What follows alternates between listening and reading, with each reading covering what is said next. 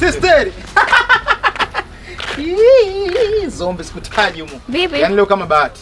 Bahati gani? Na wewe mwenyewe mbahatika. Sijui umenielewa? Mimi hapa nina matambo. Nauza simu. Smartphone. Sijui umenielewa?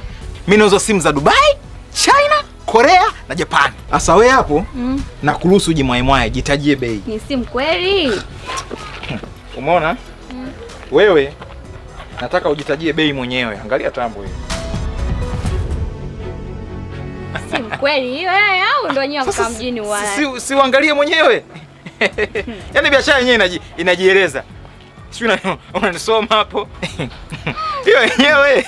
Yenyewe kabisa yenyewe. Yaani hizo ndo biashara zangu. Uhakika? Yaani hiyo. Jitajie bei mwenyewe. Yaani simu yaani simu wewe? Yaani iwe nzuri. Baadaye sisi tukaanza kuletana kelele hapa. Si unajua tena.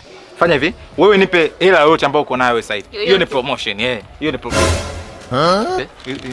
Vipi tena? Nini? Wewe vipi? Rudi ndani huko usinipate. No.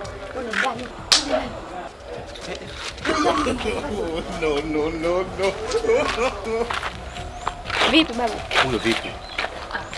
Wewe mwenyewe alikuja vipi kama hivi? Unaona za TV sijui ni mambo kibao, nikamwambia basi ile nipe basi hiyo TV. Naingiza ndani TV mbovu haiwaki. Kwa hiyo tunaelewa tena. Kwa watu kama nyie.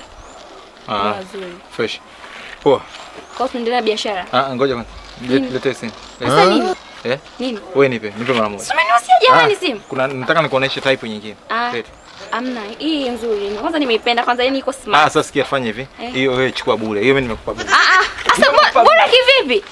Wewe. Nini bwana, si nimeshakwambia chukua bure, mbona kutafuta matatizo sasa hivi? 2026 ndio inaanza, unataka kunitafutia matatizo. Oya, kausha babu. Hiyo chukua wewe, chukua. Jamani wewe.